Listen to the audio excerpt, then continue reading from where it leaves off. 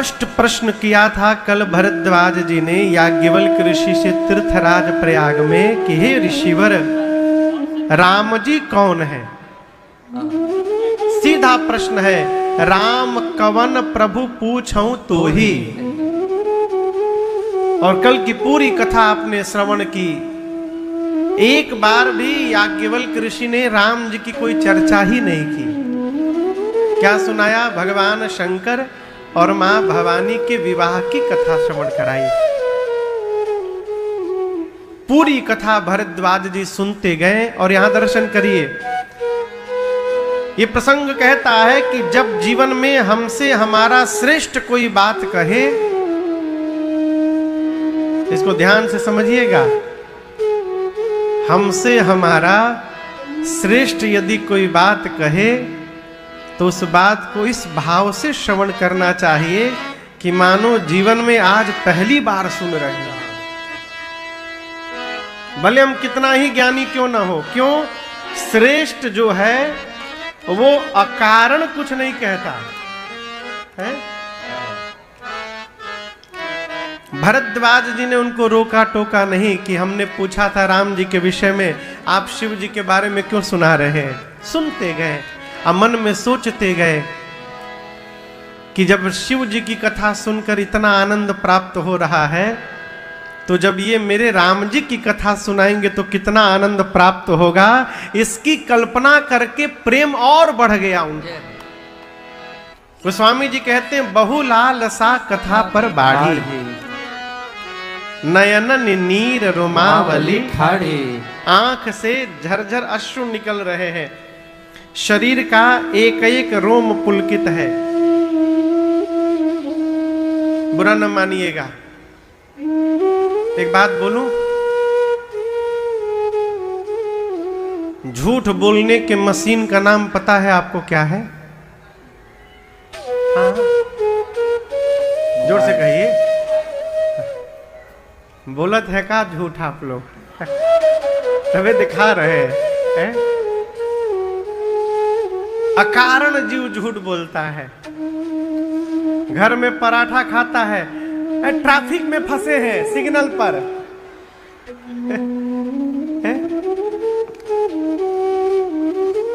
ये मुख से झूठ जीव बोलता है। कथा सुन के महाराज बड़ा आनंद आया, इतना आनंद आया बता नहीं सकते। और जो ये बात कही रहा है वो 3 घंटे में 2.5 घंटे सोया था,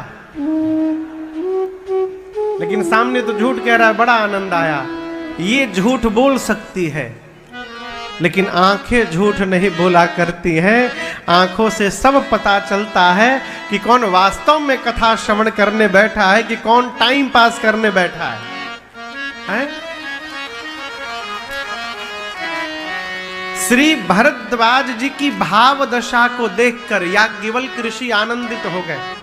देखिए, आप लोग बड़े रसिक श्रोता हैं, ये मुझे पहले दिन ही परसों पता चल गया है। और ये ना समझिएगा कि आप लोगों को यहाँ बैठाने के लिए हम प्रशंसा कर रहे हैं, कि प्रशंसा सुन के आप लोग प्रसन्न होकर बैठेंगे, ऐसा नहीं है। आप लोग वास्तव में रसिक श्रोता हैं। वो भाव देख करके पता चलता है। वक्ता के सामने बैठा हुआ श्रोता यदि भाव से कथा श्रवण करता है तो श्रोता से अधिक आनंद वक्ता को प्राप्त होता है उस भाव का दर्शन करके। गोस्वामी तुलसीदास जी कहते हैं,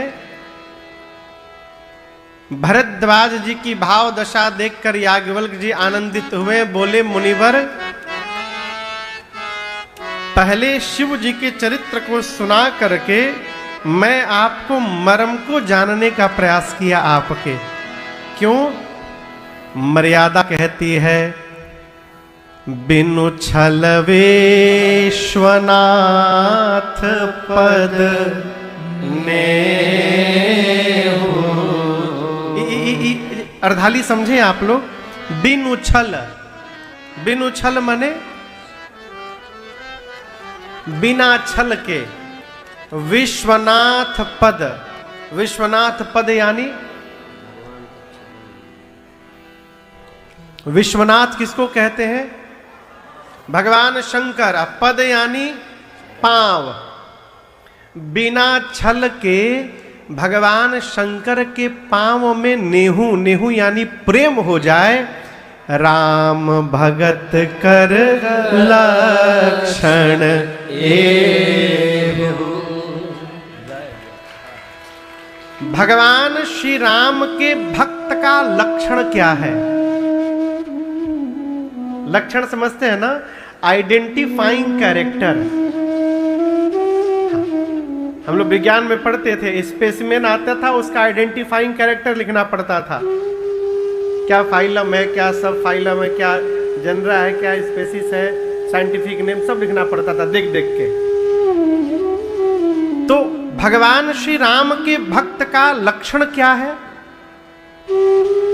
राम जी का फोटो बाद में रखे, वो सबसे पहले छल का त्याग करके अब भगवान शंकर के चरणों में प्रेम जो करे वही राम जी का पक्का भक्त है।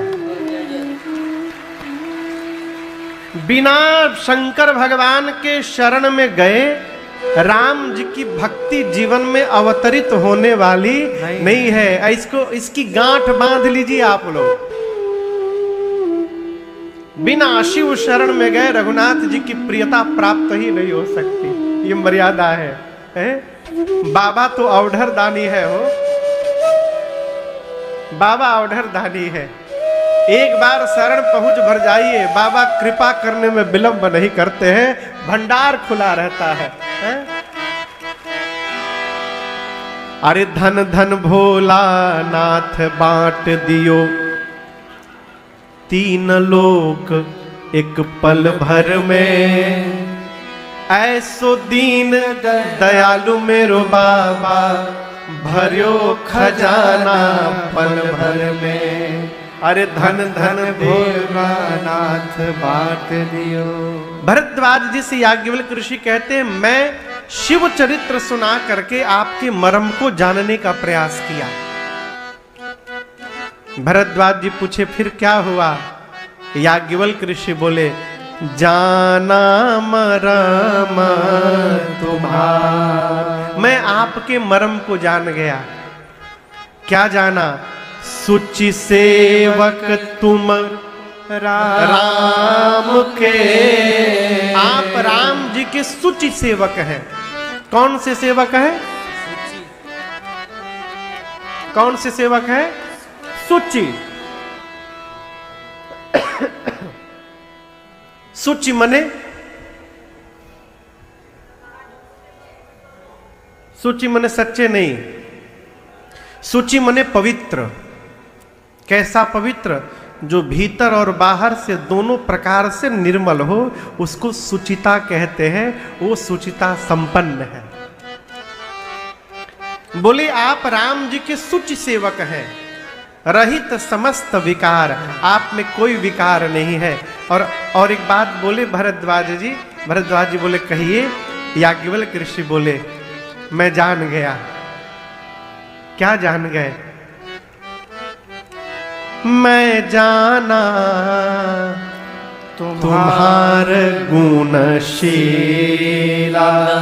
मैं आपके गुण को और आपके शील को जान गया। गुण क्या है? आप राम जी के पवित्र भक्त हैं। और शील क्या है? आपने पूछी शिव जी की कथा, राम जी की कथा, अब मैंने सुनाया शिव जी की कथा, उसके बाद भी आप मौन होकर चुपचाप सुनते रहे। ये आपकी जीवन की शीलता है। मैं दोनों को जान गया, आप दोनों से संपन्न हैं। देखिए, शीलता मनुष्य के जीवन का आभूषण है और ये किसी बाजार में नहीं मिल सकता। शीलता का पता आंखों से चलता है, शरीर से नहीं चलता। किसे चलता है? आंख से। कई आदमी, कई बच्चों, जो बच्चे थोड़े उदंड होते हैं ना, बच्चों को थोड़ा तो उदंड होना ही चाहिए, थोड़ा सा, बहुत ज्यादा नहीं कि नाके में दम कर दे, थोड़ा चंचल होना चाहिए। हाँ।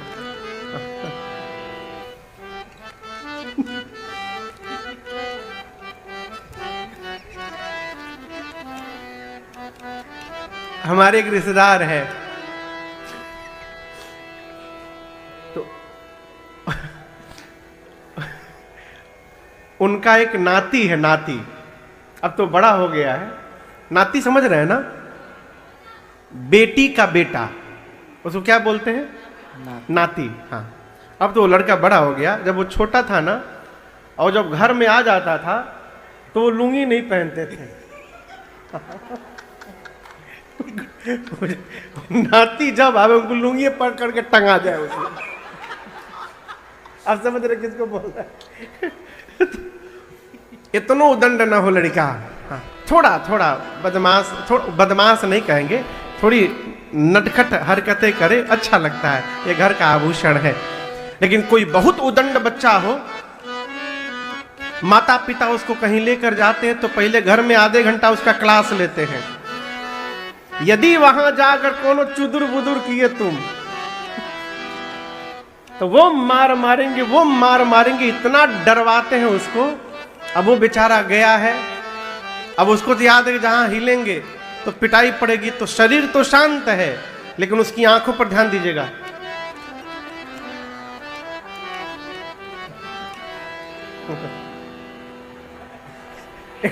एकदम बेचैन होगा। हाँ, तू थोड़ा दिखा दा हिला के। ये क्या है?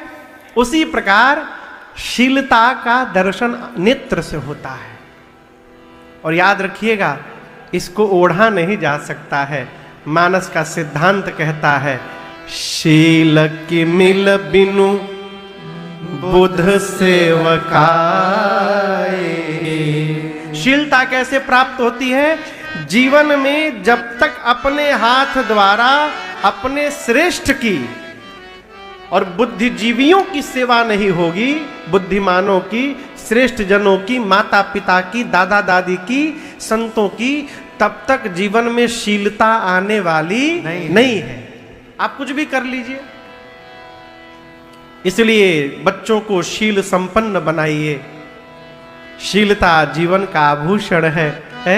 याज्ञवल्क्य जी कहते हैं, आप गुण से और शील से संपन्न हैं। मैं आपको जान गया और आपको राम कथा अवश्य श्रवण कराऊंगा। अब कल गोस्वामी तुलसीदास जी शरणागति घाट से कथा कहां लेकर आए थे? तीर्थराज प्रयाग कर्मकांड घाट, ठीक ना? आज याज्ञवल्क्य ऋषि कथा को कर्मकांड घाट से लेकर गए ज्ञान घाट। ज्ञान घाट कहां है? कैलाश पर्वत पर, जहां वक्ता है भगवान शंकर और श्रोता है मां पार्वती जी। गोस्वामी तुलसीदास जी कैलाश का वर्णन करते हैं। बट वृक्ष है, बट समझते हैं ना? बट किसको कहते हैं? बरगद। और बरगद किसका प्रतीक है आपको पता है? विश्वास का। मानस में गोस्वामी जी कहते हैं कि बट विश्वास अचल निज धर्मा। बरगद विश्वास का केंद्र है।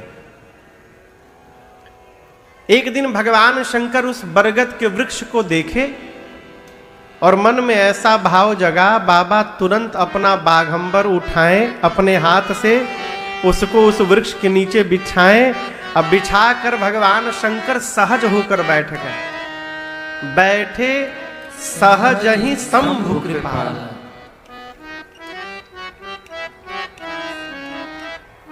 योग के 8 स्तर बताए गए हैं। योग जानते हैं ना?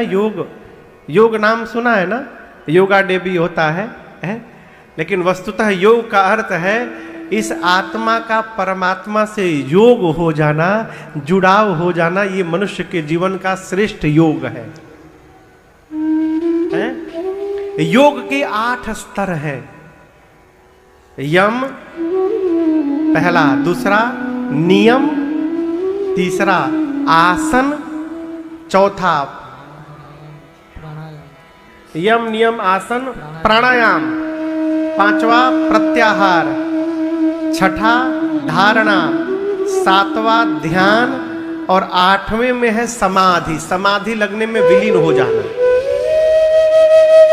तो कहा गया है कि जो जीव ये सब 8 साधन कर रहा है उसका कर्म मध्यम प्रकृति का कर्म है। क्या बोल रहे हैं महाराज? सही कह रहा हूं। ये जो यम नियम आसन प्राणायाम प्रत्याहार धारणा ध्यान समाधि को साध रहा है, वो मध्यम प्रकृति का कर्म कर रहा है। तो महाराज श्रेष्ठ कर्म क्या है? उत्तमा सहजावृत्ति मध्यमा ध्यान धारणा। ये योग के जो कार्य है ये मध्यम व्यवहार है। इनसे श्रेष्ठतम व्यवहार क्या है? सबसे पहले जीवन सहज हो जाए। उत्तमा सहजावृत्ति, सहज वृत्ति हो जाना, ये श्रेष्ठतम आचार है जीवन का। राम जी ने शबरी मैया को 9 भक्ति बताई। अच्छा आपसे बताओ, आप सब लोग प्राय पढ़े लिखे हैं ना? कहिए हाँ। कख गघ पढ़ने में आसानी होगी कि कठिनाई होगी पढ़ आप लोग को? हाँ कहिए, आसानी होगी ना? राम जी ने शबरी मैया को 9 प्रकार की भक्ति बताई, तो सबसे पहले आसान वाली भक्ति बताई। सबसे पहली भक्ति क्या बताई? प्रथम भगति संतन कर संगा। संत का संग कर लेना, ये पहली भक्ति, ये सबसे सरल भक्ति है। और जैसे जैसे राम जी भक्ति बताते गए, सबसे कठिन भक्ति कितने नंबर पे बताए होंगे? कहिए कहिए। 9वें नंबर पर। 9वें नंबर की जो भक्ति थी, 9वीं भक्ति, वो सबसे कठिन है, लेकिन सुनने में सबसे इजी वही लगेगा है? क्या है? राम जी कहते हैं नवम सरल सब सन छलहीना। राम जी कहते हैं 9वीं भक्ति क्या है? सरल हो जाना। और हम आपसे एक बात कहेंगे, कथावाचक हो जाना सरल है, साइंटिस्ट हो जाना सरल है?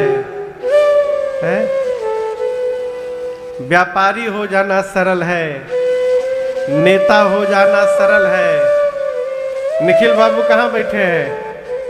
सेमीकंडक्टर बना देना सरल है। सरल हो जाना सरल नहीं है माई बाप, सरल हो जाना जीवन का सबसे कठिन कार्य है। सरल हो जाना है। जो सरल होगा वही सहज हो पाएगा, और जो सहज होगा वही सर्वसुलभ हो पाएगा। जो जहां बनावटी में प्रवेश किया वो सुलभ नहीं हो सकता है। ये बड़ा कठिन व्यवहार है। इसलिए भगवान शंकर कैसे बैठे? बैठे सहज ही शंभु कृपाला। यदि आप चाहते हैं कि आपके जाने के बाद भी जगत आपका स्मरण करता रहे आदर पूर्वक, तो जीवन में जितना हो सके सहज रहने का स्वभाव बनाइए। जो सहज है वही अमरत्व को प्राप्त कर सकता है।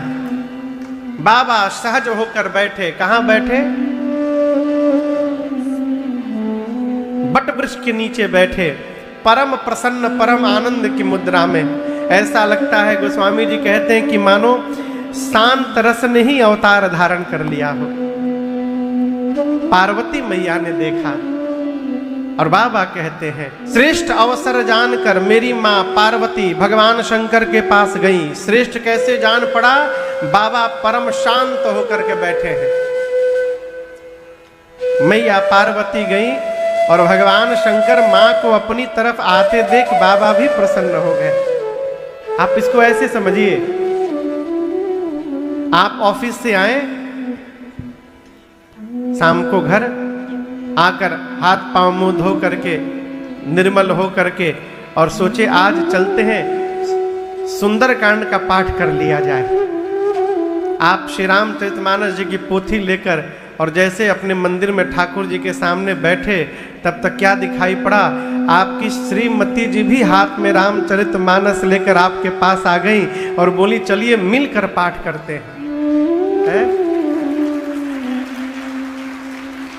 अब वो दृश्य सोच करके, कल्पना करके जो सुख प्राप्त होगा आपको, आप उसकी कल्पना नहीं कर सकते। वही सुख मेरे बाबा को प्राप्त हुआ। बाबा बट वृक्ष के नीचे भजन में प्रवेश करने के लिए बैठे, और जैसे बाबा भजन में जाने के लिए बैठे, उसी क्षण मेरी माँ वहां पर चली आई भजन में सहयोग करने के लिए। शंकर भगवान आनंदित हो गए और बाबा ने मैया का अति आदर किया। आदर नहीं किया, आदर का अति कर दिया। अति समझते हैं ना? प्रिया जानकर बाबा ने आदर किया, वाम भाग में विश्राम स्थान प्रदान किया। भजन अपनों के साथ करिए। बाहर के साथ तो सब भजन कर रहे हैं, लेकिन जिनके साथ रह रहे हैं उनके साथ भजन का एक अलग आनंद है। आओ, कल बड़ा अच्छा लगा। रात को बाबू फोन किया था, सारे बच्चे ऊपर बैठ के 12 बजे रात को खूब भजन कर रहे थे। वीडियो कॉल के, पापा हम भजन कर रहे हैं, जय जय जय जय है? भजन करिए, कुछ बिगड़ेगा नहीं हो। देखिए, क्या बनेगा नहीं बनेगा ये तो राम जी जाने, ये हम नहीं कह सकते, लेकिन इस बात की हम गारंटी दे रहे हैं कि भजन करिएगा तो कुछ बिगड़ेगा नहीं जीवन में आपको। जय हो। क्या बनेगा नहीं बनेगा और रघुनाथ जी जाने, बिगड़ेगा नहीं इसकी गारंटी है। आप करके देखिए। महापुरुष गाते हैं, कल की कथा बताइए। शंकर भगवान समाधि से बाहर आए थे, सती मैया ने प्रणाम किया। बाबा ने कहाँ बिठाया था? सामने। आज पार्वती जी को बाबा ने कहाँ बिठाया? वाम भाग आसन हर दीन्हा। तो स्वामी जी कहते हैं, भगवान शिव के वामांग में स्थान प्राप्त होते मां गदगद हो गई हो। पूरब जन्म कथा चित आई, पिछले जन्म की कथा का स्मरण हो गया। पिछले जन्म में सती थी तो बाबा ने सामने बिठाया था, आज फिर से वामांग में बिठा लिया। खोया हुआ स्थान पुनः जीवन में प्राप्त हो गया। मां आनंद में आ गई। शंकर जी ने पूछा, क्या काम है, आप यहां आई? मां कहती है हाथ जोड़कर, प्रभु आप विश्वनाथ, विश्व के नाथ हैं, मम नाथ पुराणे, आप मेरे भी नाथ हैं। त्रिभुवन महिमा विदित तुम्हारा, त्रैलोक्य में आपकी महिमा सबको विदित है प्रभु। चलने वाले जीव जंतु पशु पक्षी, न चलने वाले पेड़ पौधे झाड़, चर और अचर, नाग मतलब पाताल में रहने वाले, नर यानी पृथ्वी में रहने वाले, और देवता यानी देवलोक में रहने वाले, चर अरु अचर नाग नर देवा, ये जितने हैं सब आपके चरण की सेवा में लगे रहते हैं। आप प्रभु हैं, आप समर्थवान हैं प्रभु, आप सर्वज्ञ हैं, आप कल्याण करने वाले हैं, समस्त कलाओं के गुणों के आप भंडार हैं। मैं जानती हूं आप जोग ज्ञान वैराग्य के निधि हैं, और प्रभु आपकी शरण में आकर यदि कोई एक बार हर हर महादेव कर दे तो आपका नाम ही उस जीव का कल्याण करने के लिए कल्प वृक्ष बन जाता है। ये मैं महिमा जानती हूं।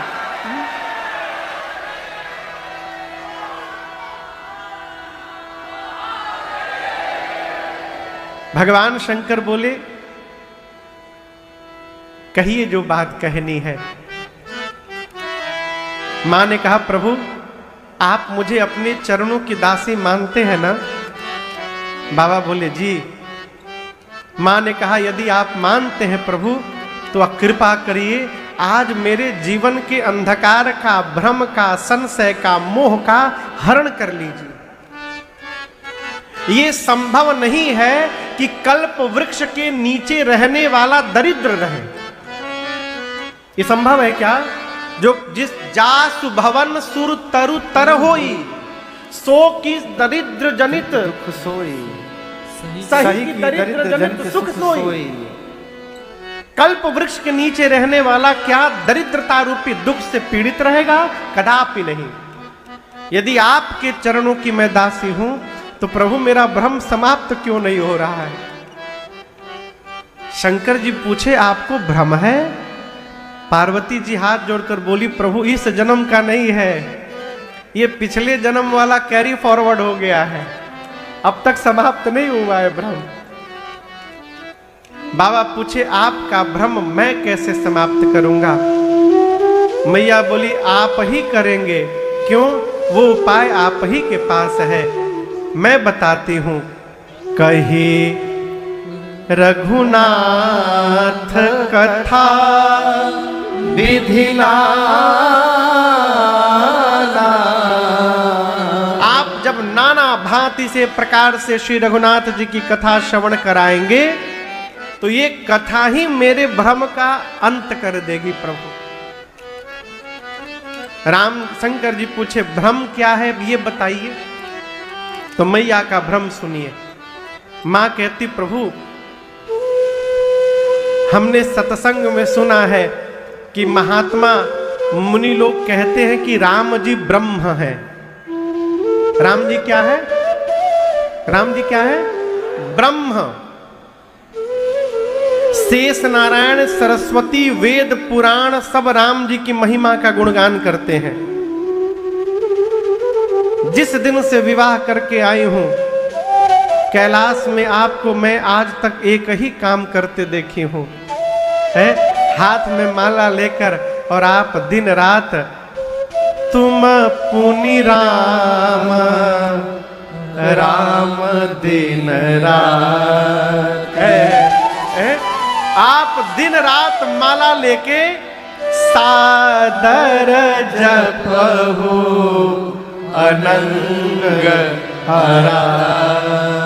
हे कामदेव के शत्रु, आप दिन रात माला लेकर राम राम राम राम आदर पूर्वक जपते हैं।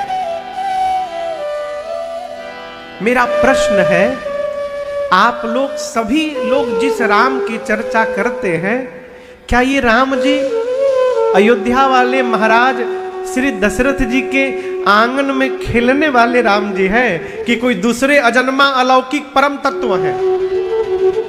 शंकर जी पूछे ऐसा प्रश्न क्यों उठा मन में?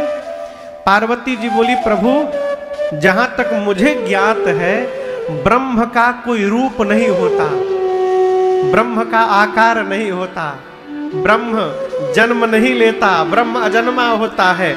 मेरा प्रश्न है यदि राम जी ब्रह्म है तो भला ब्रह्म एक राजा का बेटा कैसे बन गया? और यदि राम जी दशरथ जी के पुत्र हैं तो एक जन्म लेने वाले राजकुमार को आप सभी लोग ब्रह्म क्यों बता रहे हैं? ये मेरे समझ में नहीं आ रही है बात प्रभु, है? और एक बात कहे प्रभु, अज्ञानी जानकर मेरे पर क्रोध न करिएगा। हम आपसे एक बात छिपा के रखे हैं। पिछले जन्म में मैं जब परीक्षा लेने गई थी ना, तो लौटते समय मैंने राम जी का प्रभाव का दर्शन किया था। मैं इतना डर गई थी नाथ कि भय के कारण मैंने आपको बताया नहीं वो बात, और उसका फल भी मुझे भली भांति मिला, मुझे शरीर का त्याग करना पड़ा। परंतु प्रभु पिछले जन्म में तो मैं आपसे विवाद कर रही थी, लेकिन सत्य मानिएगा इस जन्म में ये पार्वती आज आपसे विवाद करने के लिए नहीं आई है। मैं आज आपके साथ बैठकर संवाद करने के लिए आई हूं। मैं राम जी की कथा श्रवण करने के लिए आई हूं।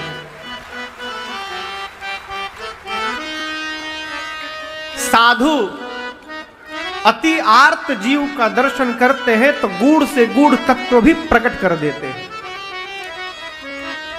गूढ़ तत्व न साधु दुरावही, आरत अधिकारी जहां पावई। प्रभु उसी आर्त भाव से मैं भी आपसे पूछ रही हूं, और यहां पार्वती जी ने क्रम से प्रश्न किया। ये बताइए, पहला कारण, पहला प्रश्न, वो निराकार साकार कैसे हो गए? फिर राम जी के जन्म की कथा, बाल लीला, सीताराम विवाह, क्यों वन में गए, वन में क्या किए, कैसे रावण को मारे, वापस आकर राजा बने, तो राजा बनने के बाद क्या क्या राम जी किए, अपनी प्रजा के साथ कैसे वापस अपने धाम गए। और प्रभु जो पूछा तो बताइएगा ही, जो पूछने में छूट गया है ना, आप उसको भी बता दीजिएगा, आप कुछ छिपा करके न रखिएगा। मां ने प्रश्न किया और प्रश्न सुनते सुनते, जैसे प्रश्न किया मां ने, मां के प्रश्न को सुनते सुनते भगवान शिव के हृदय में पूरा का पूरा रामचरित्र अवतरित हो गया। हृदय में भगवान की भक्ति जन्म लेगी ना, तो उसका प्रभाव शरीर पर दिखाई पड़ेगा। फिर बताना नहीं पड़ेगा, देख करके पता चलेगा ये भगत जी है। और आपको एक भीतर की बात बताऊं, भगवान की भक्ति प्राप्त हो जाने के बाद जीव 50% पागल हो जाता है। 50% तो समझो गया, 100% कब चला जाएगा महाराज?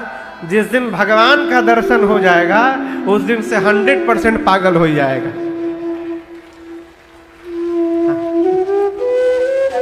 हमारे एक चाचा, आप तो नहीं रहे, वो कहते थे पागल का मतलब क्या हुआ? जो भगवान को पाकर और उन्हीं में गल गया है, वो पागल हो गया है। प्राप्त करके बिलीव, देखिए जब तक मैं समाप्त नहीं होगा तब तक भगवान मिलने वाले नहीं है। ये जो मैं है, यही दूर बना के रखा है। जिसको देखिए विजिटिंग कार्ड छपवा के घूम रहा है, मिला नहीं, एक विजिटिंग कार्ड पकड़ा दिए। विजिटिंग कार्ड क्या? मैं। ये जब तक मैं है तब तक भगवान दूर है, और जिस दिन से मैं समाप्त होकर तुम पर आ जाइएगा, उस दिन भगवान प्राप्त हो जाएगा। है? भगवान शंकर के एक एक रोम पुलकित हो गए, नेत्र से झरझर अश्रु निकलने लगा। रघुनाथ जी का दर्शन हुआ, हृदय में भगवान दिखाई पड़े। अब बाबा गए, कहाँ गए? ध्यान में चले गए। गोस्वामी जी कहते हैं, राम जी का दर्शन प्राप्त होते भगवान शंकर मगन ध्यान रस दंड जुगल, फिर पुनि मन बाहिर कीन, रघुपति चरित महेश तब, हरसित बरनै। एक दंड में 24 मिनट होते हैं। भगवान शंकर 2 दंड के लिए ध्यान में गए। कितना टाइम हो गया? कहिए कहिए। 48 मिनट। 48 माने 48 मिनट्स। 48 मिनट के लिए बाबा ध्यान में बैठे रहे। सामने पार्वती जी हाथ जोड़े बैठी हैं। शंकर भगवान सोच रहे हैं, ध्यान में बैठा हूं, राम जी का दर्शन कर रहा हूं, केवल मुझे सुख मिल रहा है। यदि आज अपने सुख का त्याग करके ध्यान से बाहर निकल जाऊं और पार्वती को कथा सुनाऊं, तो कथा गाने से मुझे सुख मिलेगा, और कथा सुनकर किसको मिलेगा? कहिए। पार्वती जी को। और पार्वती मैया को सुख मिलेगा तभी जाकर 2025 के 1 जनवरी में इस चिराग दिल्ली में बैठे सभी श्रोताओं को सुख प्राप्त हो पाएगा। यदि उस दिन भगवान शंकर ध्यान से बाहर आकर कथा न सुनाए होते, तो आज राजन भी आपको कथा न सुना पाता।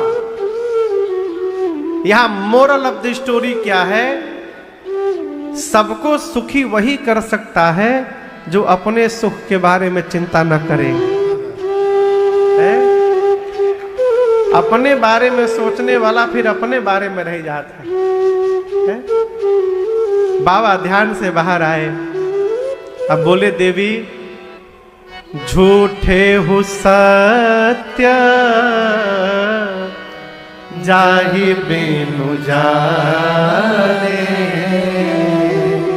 जिमे भुजंग बिनु रज पहिचान। अच्छा आप चल रहे हैं, अंधेरा है, चल रहे हैं, रास्ते में एक मोटी रस्सी पड़ी है, उसी पे पांव पड़ जाए, क्या लगेगा? कहिए कहिए। लगेगा सांप है, लेकिन है क्या? सांप नहीं है, है रस्सी। सांप क्यों जान पड़ रहा है? क्योंकि लाइट नहीं है। और वही लाइट आ जाए, प्रकाश आ जाए तो हम लगे तो झूठा है, ये सर्प नहीं है तो रस्सी है। उसी प्रकार राम जी का लाइट जब तक प्राप्त नहीं होता तब तक ये झूठा संसार ही सत्य दिखाई पड़ता है। और जिस दिन राम जी को जान गए ये झूठा संसार उसी दिन समाप्त हो जाता है। भगवान को जानने के बाद संसार को छोड़ना नहीं पड़ेगा, संसार अपने आप छूट जाएगा। कई लोग कहते हैं महाराज हम अब छोड़ रहे हैं, अपने हाथ में क्या छोड़ना है? छोड़िए मत, पकड़िए। छोड़िए मत, क्या करिए? अच्छा आप बताइए, आप यहां से बदरपुर जा रहे हैं पैदल, ये सड़क जाती है ना बदरपुर, इधर बदरपुर आप जा रहे हैं, कोई नहीं है सड़क पर, सुनसान सड़क है, आप पैदल चल रहे हैं। 200 मीटर आगे जाने के बाद तांबा महंगा है कि पीतल? हाँ तांबा महंगा है। हाँ 200 मीटर आगे जाकर पीतल का घड़ा मिला, पीतल का बड़ा सा घड़ा मिला, इतना बड़ा। छोड़ देंगे कि उठा लेंगे? हाँ उठा लेंगे ना? हाँ उठा लेंगे। उठा के चलने लगे घड़ा। 200 मीटर आगे गए तो पीतल का दिखाई पड़ गया, तांबे का। हाँ तो तांबा दिखाई पड़ेगा तो महंगा कौन सा है? तो तांबा दिखाई पड़ेगा तो पीतल छोड़ेंगे कि तांबा पकड़ेंगे? हाँ दोनों काम करेंगे। पीतल छोड़ के तांबा उठा लिए। और आगे गए 200 मीटर, अब चांदी का घड़ा दिखाई पड़ गया। अब बताइए, हाँ चांदी देखते, अरे चांदी दिखाई पड़ा कि तांबा सीताराम, तुरंत चांदी उठा लिए, आगे बढ़े। अब किसका मिल गया? अरे हमसे समझदार तो आप ही लोग हैं। सोना दिखाई पड़ा तो क्या छूट गया? चांदी छोड़ दिए, सोना उठा लिए। अब दर्शन करिए। तांबा दिखाई पड़ा तो किसी ने आपसे कहा नहीं कि आप पीतल छोड़िए। तांबा दिखाई पड़ा तो तांबा दिखाई पड़ते पीतल अपने आप छूट गया। चांदी दिखाई पड़ा तो तांबा छूट गया। सोना दिखाई पड़ा तो चांदी को छोड़ना नहीं पड़ा, चांदी अपने आप छूट गया। माई बाप उसी प्रकार जीवन में जिस दिन भजन का आनंद दिखाई पड़ जाएगा, विषय का आनंद अपने आप छूट जाएगा, छोड़ना नहीं पड़ेगा। छोड़ने का प्रयास ना करिए, पकड़ने का प्रयास करिए। भजन के आनंद को पकड़ने का प्रयास करिए। भजन की मस्ती जब दिखाई पड़ेगी, ये विषय अपने आप छूट छाट जाएगा, वो फिर आनंद ही आनंद होगा। भगवान तो बैठे हैं प्रेम करने के लिए, हम ही हैं कि सामान में अझुरा गए हैं। प्रभु फ्रीज दे दीजिए, प्रभु एक ठे फटफटिया दे दीजिए। भगवान से भगवान को छोड़ के सब मांग रहे हैं। भगवान सब पर बराबर कृपा करने बैठे हैं। हम लोग के एक अवधि का एक पद है, सुनाए? समझ जाएंगे ना आप लोग?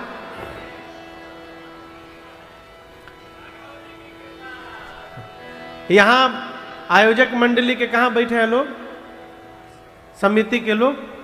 हाँ हाँ पीछे पीछे पीछे, हाँ भैया लोग पीछे बैठे हैं। भैया लोग सीसीटीवी लगवाए हैं पूरे पंडाल में, लेकिन भरोसे में न रहिएगा इसके। क्यों? हो सकता है इंटरनेट वीक हो जाए,